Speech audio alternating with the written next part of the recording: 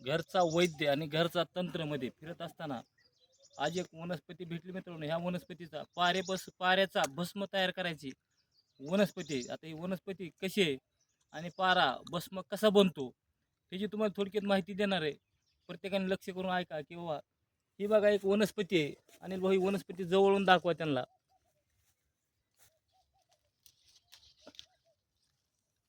हो का, ह्या वनस्पतीचं म्हणजे ह्याच्या असे जे काटे आहेत त्या काट्याला असे पानं असतात. हिला आपल्या आपल्या भागातले नाव अलग असू शकतात. हे बघा कडने अशी डिझाईन आहे ह्याला. भुत्या कासाची जशी पानाला डिझाईन असते तशी डिझाईन असते. आणि हिचे अखंड पानं बघा हो का, प्रत्येक काट्याला पान आहेत. हो का, हे पान फाटकं नाही, तुटकं नाही, काय नाही. दुसरी गोष्ट मित्रांनो, हिला हे कळ बाकळ म्हणतात. आपल्या आपल्या भागातली नाव अलग असू शकतात. खायला मित्रांनो विषारी नाही, काय नाही. तर ह्याला काय करायचं, ह्याच्या पानाचा रस काढायचा.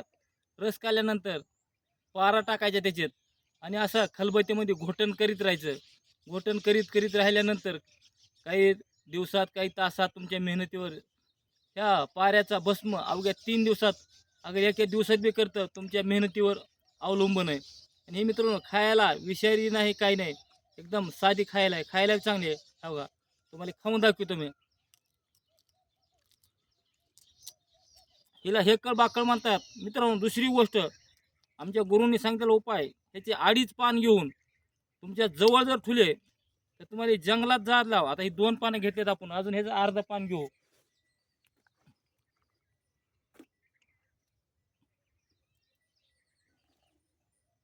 हो का, इथं दाखवा अनिल भाऊ.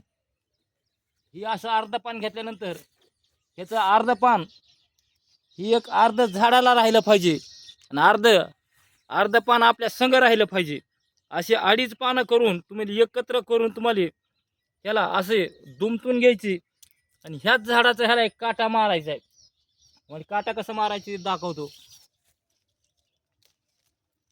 ह्याचाही काटा घेतला आपण, ह्याचे पानं काढून टाकायचे आणि ह्याचाही काटा घेऊन ह्याला असा खोपसायचा आहे.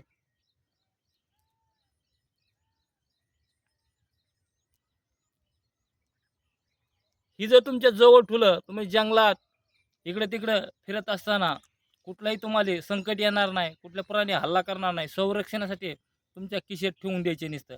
तर चला मित्रांनो, जेवढा होईल तेवढा व्हिडिओ शेअर करा, लाईक करा, घंटीचं बटन दाबा. लवकरच आपण दुसऱ्या नवनवीन व्हिडिओमध्ये भेटणार आहेत. नमस्कार, जय हरी.